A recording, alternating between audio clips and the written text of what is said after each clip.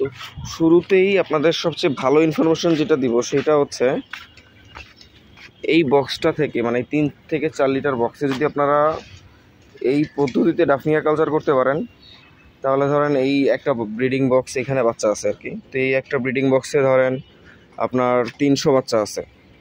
এই কালচারটা যদি আপনি কন্টিনিউ করতে পারেন, এই একটা ব্রিডিং বক্সের 300 পিস বাচ্চাকে আপনি মিনিমাম 1 মাস খাওয়াইতে পারবেন, এই 3 থেকে 4 লিটার পানির একটা বক্সে যে পরিমাণ ডাফনিয়া হয় প্রতিদিন। আলহামদুলিল্লাহ। এভরিওয়ান, আসসালামু আলাইকুম, welcome to my daily blog. আশা করি সকলে ভালো আছেন, সুস্থ আছেন। আমি রোমান আহমেদ, আপনাদের সাথে আছি রোমান্স ওয়ার্ল্ড থেকে। গতকাল আপনারা আমার ডাফনিয়া কালচার একটা পোস্ট দেখে অনেকেই কমেন্ট করে জানতে চেয়েছিলেন যে আসলে আমি কিভাবে ডাফনিয়াটা কালচার করেছিলাম। আজকে ভিডিওতে আসলে আমি ডিসক্রাইব করতে যাচ্ছি আমি কিভাবে ডাফনিয়াটা কালচার করেছিলাম, এবং শুরুতে আমি বলতে চাই আসলে আমার ইন্সপিরেশনটা কী ছিল ডাফনিয়া কালচার করার পিছনে।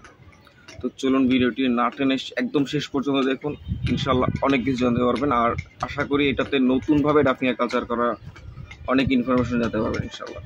চলুন শুরু করা যাক। একদম শুরু থেকে আমি যদি বলতে চাই আমি কি দেখে আসলে কালচার করার জন্য আগ্রহ পাইছি, সেটা হচ্ছে এই বক্সটা। এই বক্সটার মধ্যে সর্বোচ্চ 4 লিটার পানি ধরবে, সর্বোচ্চ, এর বেশি না।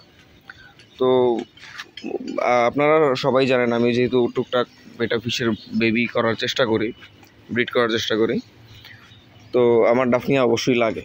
তো ডাফনিয়া এনে একবার বেশি হয়ে গেছিলো, তো এটার মধ্যে ছাড়ছিলাম আমি এখানে। তো এটাতে দেখতে পারতেছেন অনেক বাদাম পাতা পচা। তো আমি করি কি, প্রত্যেকবার যখন ব্রিডিং বক্সগুলো হয়, মানে হচ্ছে ব্রিডিং করানো শেষ হয়, যেমন এই যে এইখানে এই দুইটা ব্রিড করে নাই, এই দুইটা থেকে পাতাটা উঠায় আমি একটা জায়গায় রেখে দিই, পচায় ফেলি আর কি বাদাম পাতাটা। আগে এটা করতাম না, এটা ডাফনিয়া কালচারের করার পর থেকে এটা করতেছি। পচানোর কারণও আপনাদেরকে আমি বলবো ইনশাল্লাহ, ভিডিওটা দেখলে আপনারা নিজেরাই বুঝতে পারবেন। তো বাদাম পাতাটা এখানে পচে গেছিলো, পচে একদম কালো হয়ে গেছিলো পানি। এরপরে এখানে হচ্ছে এক্সট্রা কিছু ডাফনি আমি ছেড়ে দিয়েছিলাম, যেগুলো বাচ্চাদেরকে খাওয়াইতাম। তো ওই এক্সট্রা ডাফনিয়ার থেকে আমি আস্তে আস্তে খেয়াল করলাম এইখানে মাশাআল্লাহ ভালো পরিমাণে ডাফনিয়া বাড়তেছে। এই যে দেখেন, এটা শুধু উপরের অংশে, নিচে মাশাআল্লাহ অনেক আছে। দেখতে পারতেছেন কিনা আমি জানি না, কিন্তু যে এইখানে টিউফেক্সে হইতেছে অটোমেটিক, কিচ্ছু করা লাগতেছে না। তবে এইটারও একটা পরিচর্যা নিয়ে আমি ভাবছি, এবং সেইটাও আপনাদের সাথে আজকে দেখাবো ইনশাল্লাহ। তো একদম শুরুতে এই ট্যাঙ্কে প্রথমে আমার কালচার হয়, এরপরে আমি এইটা কালচার করার চিন্তা করি। তো সবারই, যাদের ফার্ম আছে সবারই টুকটাক কোনো না কোনো ট্যাঙ্কের পানি হচ্ছে সবুজ থাকে। তো ওরকম একটা ট্যাঙ্ক আমি সিলেক্ট করছিলাম এখানে, যেটার পানি সবুজ হয়ে গেছে। ওইটার মধ্যে আমি করছি কি হচ্ছে কিছু বাদাম পাতা পচায় রাখছিলাম আমি, এটা দেখে, যেহেতু এদেরকে আমি বাদাম পাতার পানিটা খাইতে দেই। এই যে এখানে কিন্তু কিছু পাতা, এটা কিন্তু শুধু ট্যানিন না, একদম পচা। এই দেখেন, এখনও চাপ দিলে এরকম কালো পানি বেরোবে, কালো, দেখছেন? এটা কিন্তু একদম পচা। এই বাদাম পাতাটা আমি এখানে পচায় রাখছি, ট্যানিনের সাথে একদম পচায় রাখছি। পচায় রেখে ওইখানে হচ্ছে এই যে যেই কালচারটা, এটাতেও দেই আমি, এবং এই যে নতুন কালচার এটাতেও দিই। গতকালকে যে ভিডিওটা পোস্ট করছিলাম ওইটাতে হয়তো দেখতে পাচ্ছেন পানিটা একদম গ্রিন, আজকে অনেকটা লাইট হয়ে গেছে, মানে ওরা জু প্লাঙ্কটনগুলো খেয়ে ফেলছে, গ্রিন ওয়াটারে যে ইনফোসরিয়াটা বা জু প্লাঙ্কটন হয় এগুলো খেয়ে ফেলছে। যে ডাফনিয়া দেখা যাচ্ছে হয়তো, মাশাআল্লাহ দেখেন, এগুলো একদম বেবি ডাফনিয়া। তো আর হচ্ছে অবশ্যই এখান থেকে হারভেস্ট করতে ভুলবেন না, হারভেস্ট না করলে কিন্তু এগুলো পানিতে মরে যাবে, মরে পানি নষ্ট হয়ে যাবে। হারভেস্ট করে ফেলবেন, অল্প হবে, বাচ্চাগুলো রেখে বড়গুলো তুলে ফেলবেন। আর হচ্ছে এইখানে যেটা বলতেছিলাম, ওই আপনার বাদাম পাতার পানিটা আমি এখানে দিলে পানিটা একটু গাঢ় হয়। এছাড়া এটার সাথে দেখা যায় অনেক সময় যে মাছের ট্যাঙ্ক ক্লিন করি, যে ময়লা পানিগুলো এগুলো থাকে, এগুলোর সাথে আর একটা জিনিস আমি অ্যাড করি এখন, সেটা হচ্ছে এই যে প্যালেট, যে দেখতে পাচ্ছেন এখানে বাদাম পাতার পচা পানি। এইটা হচ্ছে টিউবিফেক্স পচে গেছে, যে ময়লা প্রতিদিন তো পানি চেঞ্জ করা লাগে, ওই ময়লা একটু পানি। আর এইখানে হচ্ছে এই যে প্যালেটগুলো, এগুলা চেষ্টা করবেন 2-1 দিন ভিজায় রাখার জন্য। আমি আসলে ভিডিওটা করার জন্যই ইনস্ট্যান্ট ভিজাইলাম।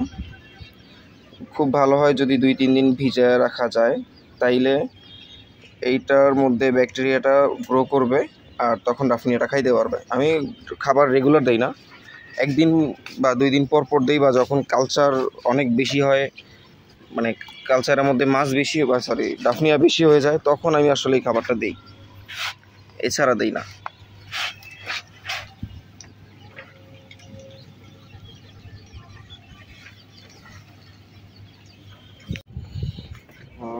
আসলে সবসময় খাবারটা করা যায় না, মিশানো যায় না। তো আমি যেটা করি, আমার হচ্ছে যে মাছের নেট আছে একদম, মানে এটা দিয়ে আপনি ডাফনিয়া ধরতে পারবেন। এটা এত হচ্ছে মানে কম ফাঁকার একটা নেট। এটা আমারে এক বড় ভাই থাইল্যান্ড থেকে এনে দিয়েছিল নেটটা, হ্যান্ডমেড নেট, এটা থাইল্যান্ডের, হ্যাঁ হ্যান্ডমেড নেট। তো এটা দিয়ে আসলে এই প্যালেটগুলো ভিজায় ভালো করে ম্যাশ করতে হবে, একদম গলায় ফেলতে হবে, যেন নেট দিয়ে, এই নেট দিয়ে হচ্ছে না উঠে, এরকম ভাবে গলায় ফেলতে হবে।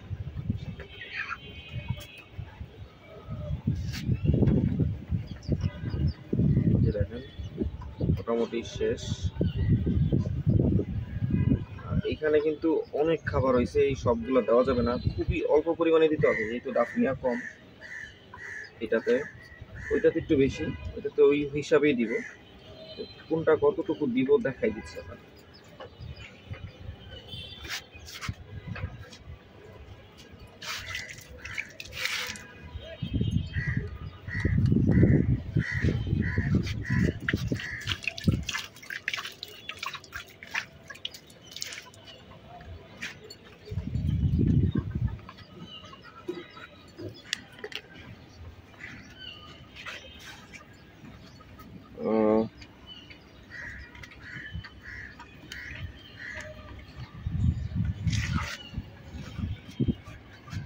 কারণ আমি একটা ড্রপারের মধ্যে এটা ঢুকাই নেই।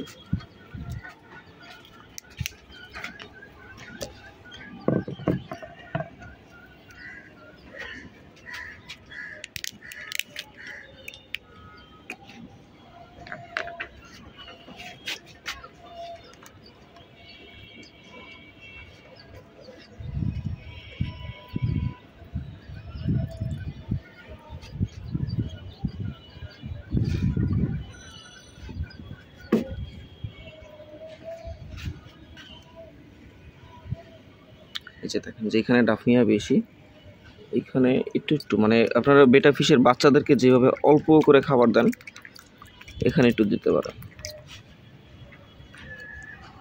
সামান্য।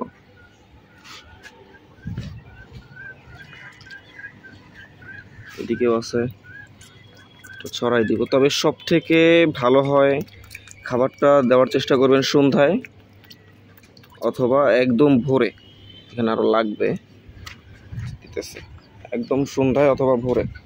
আর এই যে এত এগুলা বানাইলাম, এগুলা হচ্ছে একবারে আমি বেশ কয়েকদিনের জন্য বানাই, এটা আবার রেখে দিব, এটা আবার আগামীকালকে খাওয়াবো, আবার তারপরের দিন দিব, আবার মাঝে মাঝে 2-1 দিন পর পরও দিই, ঠিক নেই, এটা কালচার উপরে ডিপেন্ড করে।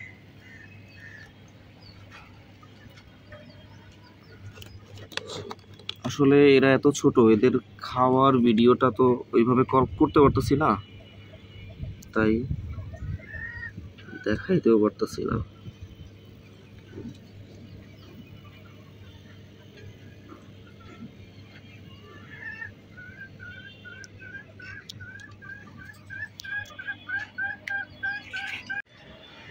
আসলে অনেকেই ডাফনিয়া কালচারের জন্য হচ্ছে শুকনা গোবর, খৈল, বিভিন্ন ধরনের সার, ইস্ট এগুলো ব্যবহার করে। আমিও এগুলো আগে করছি, করি না যে তা না, অবশ্যই করছি। তবে মানে আপনাদের এই এতটুকু বলতে পারি যে আসলে ডাফনিয়া আপনারা যতই কালচার করেন না কেন, এইটা পার্মানেন্ট না। আপনার হঠাৎ করে ডাফনিয়াটা দেখবেন সব নষ্ট হয়ে গেছে, সব মারা গেছে, এটা হইতে পারে। আর আপনার মোটামুটি বড় একটা ফার্ম কভার করার জন্য আসলে 2-1টা ট্যাঙ্ক ডাফনিয়াতে হবে না। একটা পুকুরের সমান মানে জায়গা নিয়ে ডাফনিয়া কালচার যদি করতে পারেন তাইলে একটা মোটামুটি একটা ফার্ম কভার করা যায়। তো এই ছিল আমার সহজ পদ্ধতিতে ডাফনিয়া কালচার। সবাই ভালো থাকবেন, সুস্থ থাকবেন, ও আমার চ্যানেলটি যারা নতুন আছেন অবশ্যই সাবস্ক্রাইব করে দিবেন এবং সবাই ভালো থাকবেন। আসসালামু আলাইকুম।